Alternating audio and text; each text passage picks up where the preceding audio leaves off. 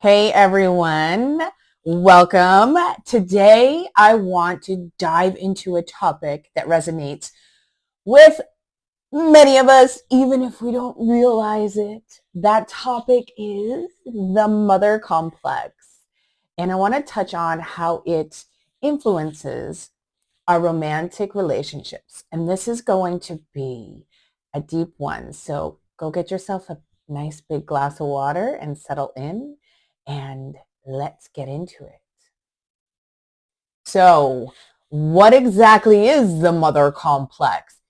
It's a term from Hungarian psychology that refers to how our relationship with our mother or the mother figure in our life shapes our psyche and impacts how we engage with others, especially in intimate relationships.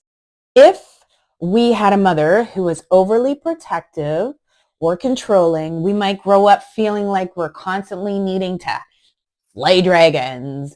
That is, to overcome challenges to prove our strengths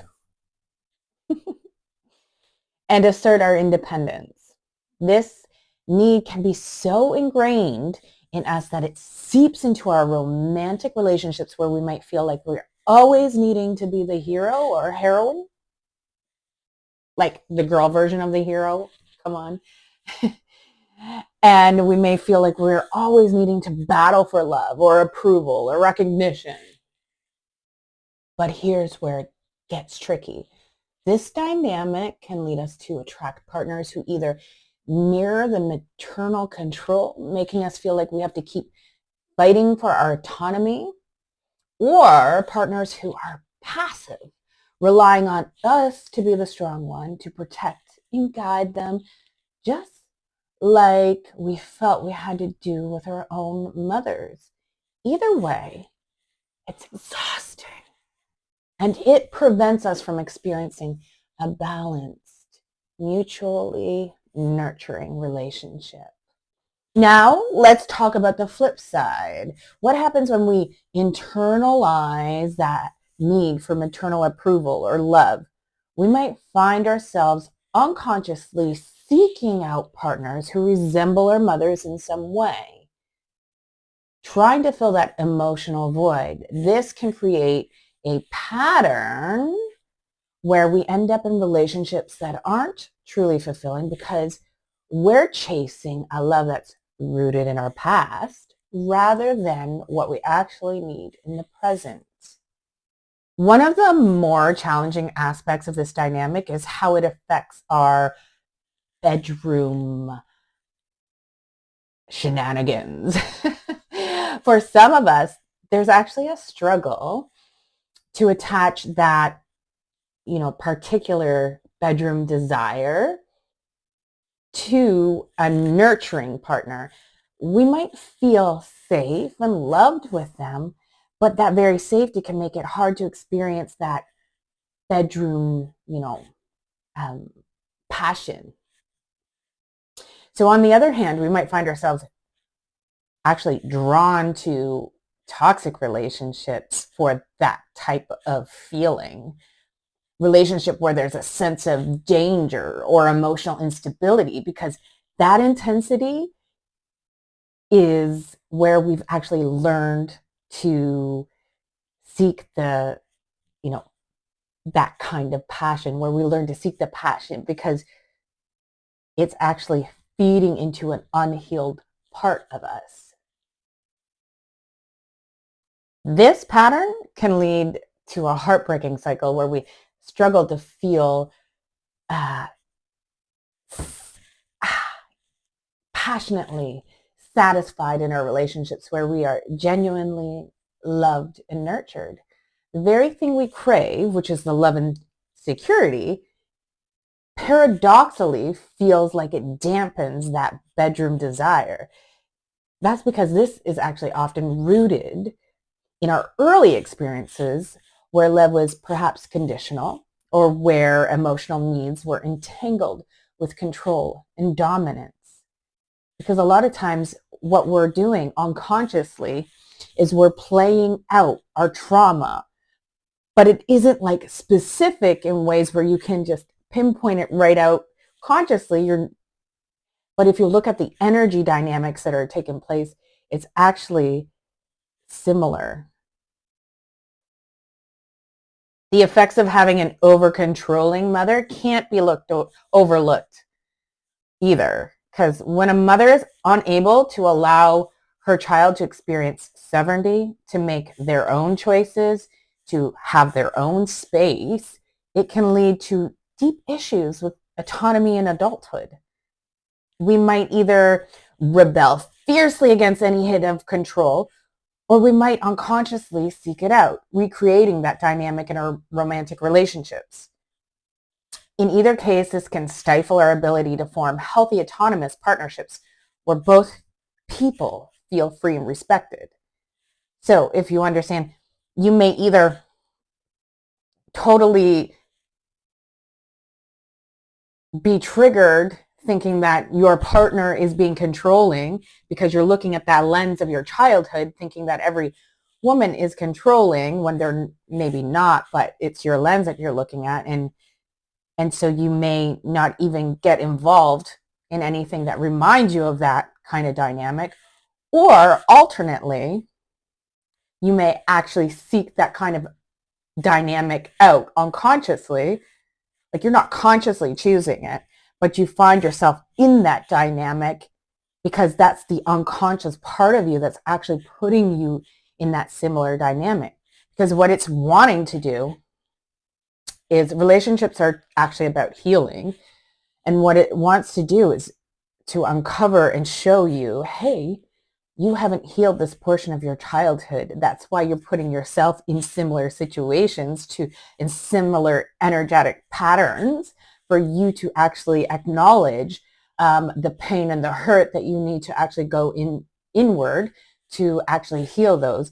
And when you actually heal that dynamic within yourself, then you will no longer unconsciously seek out that pattern repetition. Now, let's explore how these dynamics might show up differently for men and women. While the core issues are similar, the expressions can vary based on gender roles and societal expectations. So, for example, women, for the mother complex in them, might manifest as an over-identification with the mother figure, meaning she steps into the mother figure role with her partner, leading to a tendency to caretake or sacrifice their own needs in the relationship. And this can result in attracting partners who expect them to play a nurturing, almost maternal role, which can then stifle her desire, her, feeling stimulated for bedroom pleasures on both ends for her and the man. And it could stifle that personal autonomy. So we know a lot of men feel like the women are mothering them, and then the women don't like to feel like the mother either. But both are unconsciously stepped into this role with each other because they both haven't healed the mother wounds within them. In order to, have autonomy and that pleasures, you have to see each other as equals, right? And then, there has to be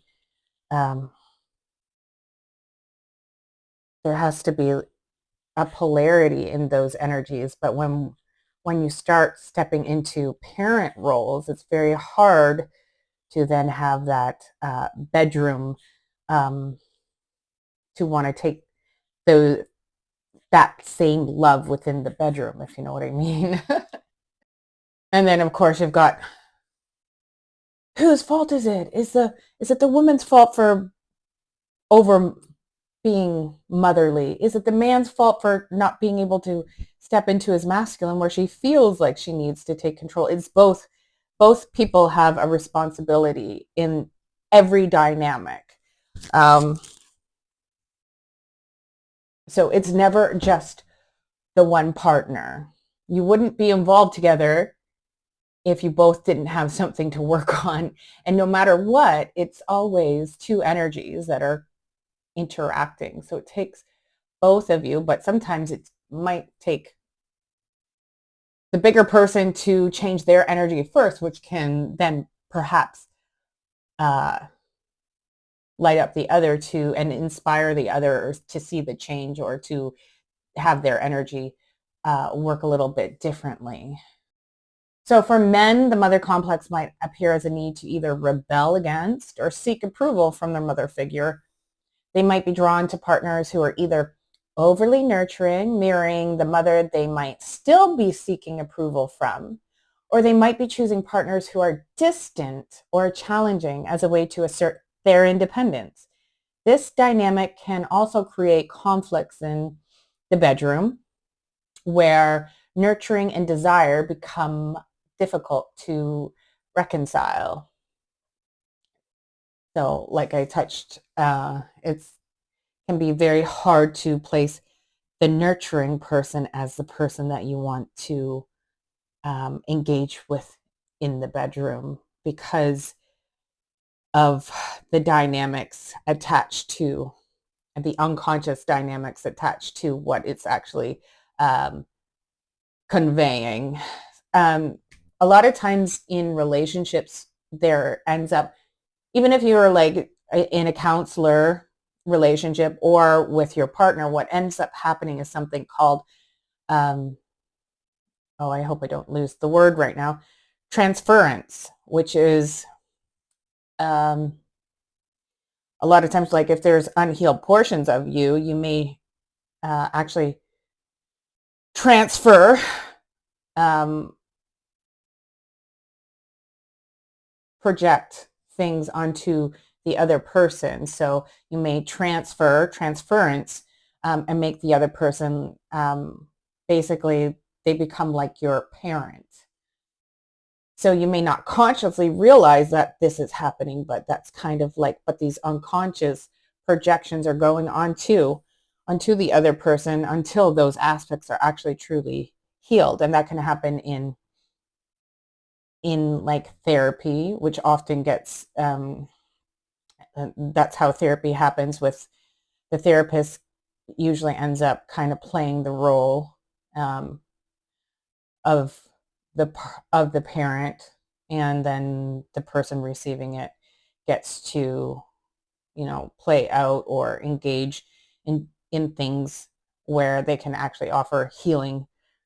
And same thing that actually often happens in relationships without people knowing is that the woman can sometimes transfer aspects of, say, her father, maybe her father wound, the father complex, onto her male counterpart, and then the male masculine in the relationship may transfer, the mother identification onto his female partner. And I'm not speaking of other types of relationships because I can only speak to what I'm familiar with, and that's the male and female relationship. This would also happen in, say, I'm sure, other partner dynamics, like if it's two males or two females, because then there's still transference, and one usually has more of the masculine role and one's more of the female role. So like these dynamics can interplay accordingly. So what if our mothers were actually neglectful? This brings another layer to the mother complex, wherein when we grow up with a mother who was emotionally unavailable or neglectful, it can lead to a deep sense of unworthiness or abandonment. We might find ourselves in relationships where we either fear that the same abandonment or unconsciously choose partners who are emotionally distant because it recreates that dynamic. In such cases, we might become overly self-reliant, believing that we can't depend on anyone else to meet our emotional needs. This can make it difficult to truly open up and be vulnerable in relationships, keeping our partners at arm's length. Alternatively, we might cling to our partners, fearing that any kind of independence or self-reliance might push them away, mirroring the inconsistency or absence we experienced as children. The neglectful mother complex can also affect our ability to trust in love and intimacy. We might always be waiting for the other shoe to drop, convinced that love will eventually be withdrawn or that we're not worthy of consistent care and attention. And this can lead us to self-sabotage in the relationship or a tendency to settle for less than we deserve, all in the name of avoiding the pain of potential abandonment. So, how do we start transforming these patterns? First, it's about awareness, recognizing that these dynamics even exist in the first place is the first step to breaking the cycle. Ask yourself, do you feel like you're constantly trying to prove something in your relationships? Do you gravitate towards partners who remind you of your mother in some way, whether it's through their behavior, their emotional needs, or even their appearance?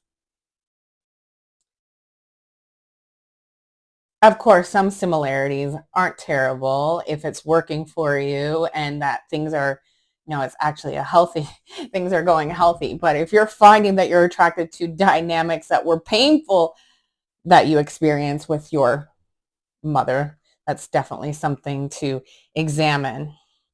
So, second, it's important to begin healing the inner child who still feels the need to fight for love or approval. And this can be done through therapy, through journaling, or a meditation practice that allows you to connect with and nurture that part of yourself.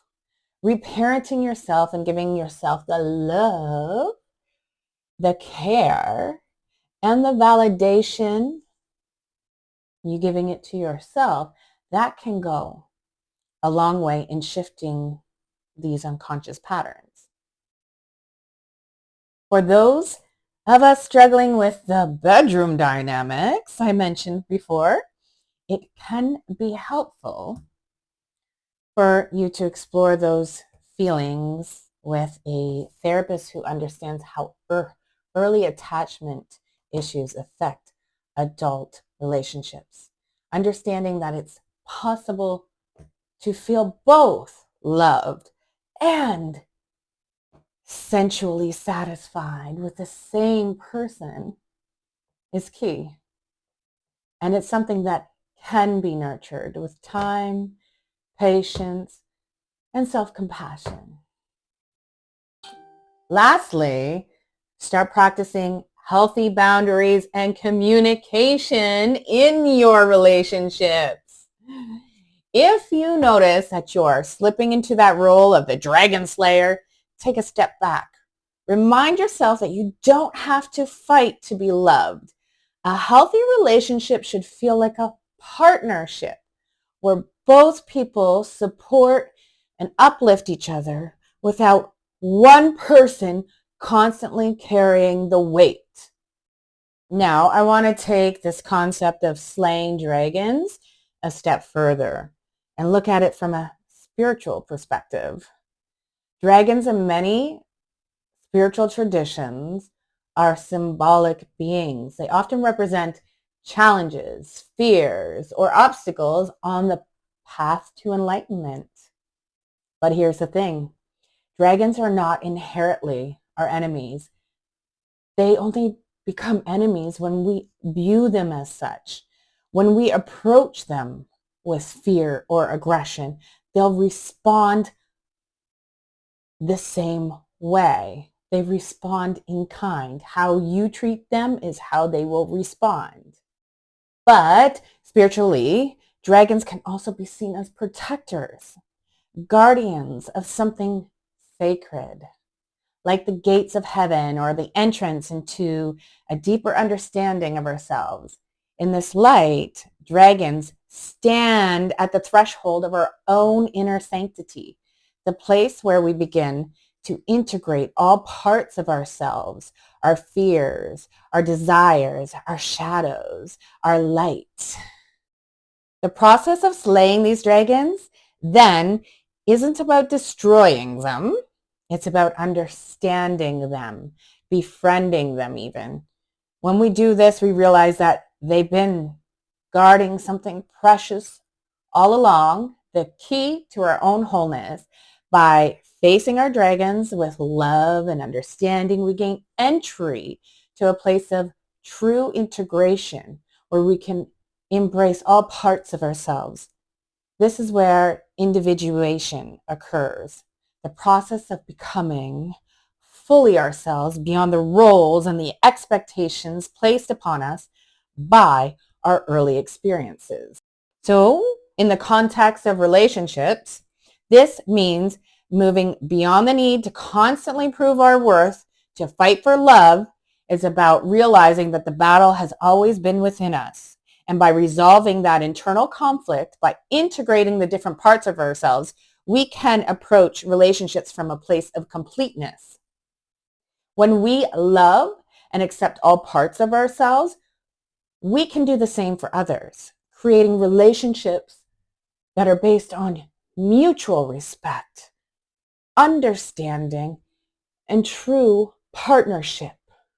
All right, before we wrap this up, I want to share something personal that I've discovered about myself, and it might resonate maybe with some of you.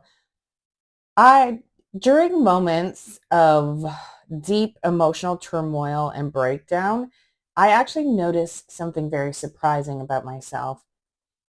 I would end up crying out for my mother, kind of like a baby or, a small child, a toddler, just wanting my mommy.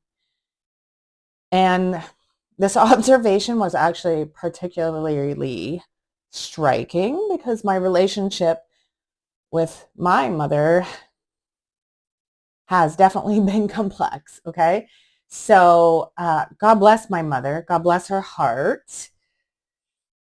But my mother has always been dealing with her own battles. She was unconsciously, I would say, unconsciously neglectful due to, her mental illness, unresolved trauma, coping mechanisms that had her turn to addictions, and toxic abusive relationships that she was entangled in. Her focus was often on trying to survive in her own chaotic world with anxiety and mental health issues and suicidal ideations. And she wasn't in a place of being aware, and she didn't have the tools available to know any different. Today, I actually, we have more information available to us than, what she would have had at that time. So because of this, she couldn't be fully present or nurturing for me. She was even ashamed of being a young mother and would sometimes ask me to pretend to be her sister, distancing herself from her role as my caregiver even more. And, this is also the way society had built to have women to be ashamed of, being all her fault, and her being a single mom at the time that she was a single mom. And even today, the way that sometimes society looks upon women and mothers that are single and have kids. So, and then she had all this trauma that she didn't know how to deal with or handle. And so, yeah, she responded in certain ways that, you know, weren't really supportive and nurturing towards me. So she was just attempting to survive a situation that was overwhelming for her, but it left me with a deep sense of confusion and longing. So imagine my confusion as an adult, finding myself in a state of deep emotional distress and instinctively crying out for the very person who was never truly available for me. It was like reaching out to a mirage, an unconscious, almost primal reaction to seek comfort from the one person who, in my most vulnerable years, was unable to provide it. The implications of this realization was kind of profound. It made me understand just how deeply our early experiences are imprinted in our psyche. Even when we logically know that someone isn't capable of being there for us, our emotional brain, conditioned from childhood, still yearns for that comfort. And this yearning is not just about wanting to be taken care of. It's about wanting to heal that original wound of neglect, to finally receive the love and nurturing that was missing. But here's the thing. By continuously looking for that comfort from a source that wasn't equipped to provide it, in which I seem to be doing in my relationship pattern dynamics, I was unknowingly perpetrating the cycle of unmet needs. This is a powerful example of how the mother complex can operate under the surface, influencing our behaviors in ways we may not even realize. So understanding this allowed me to start the process of reparenting myself, to give myself the love, care, and validation that I so deeply craved.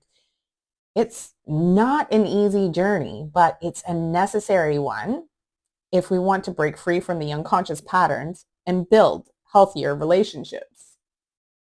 So thanks for watching, and don't forget to hit the like or comment below and subscribe if you thought that this was helpful. Even if you didn't, just hit it anyways. Help a girl out. And I hope that you take care of yourselves, and I will see you in the next one.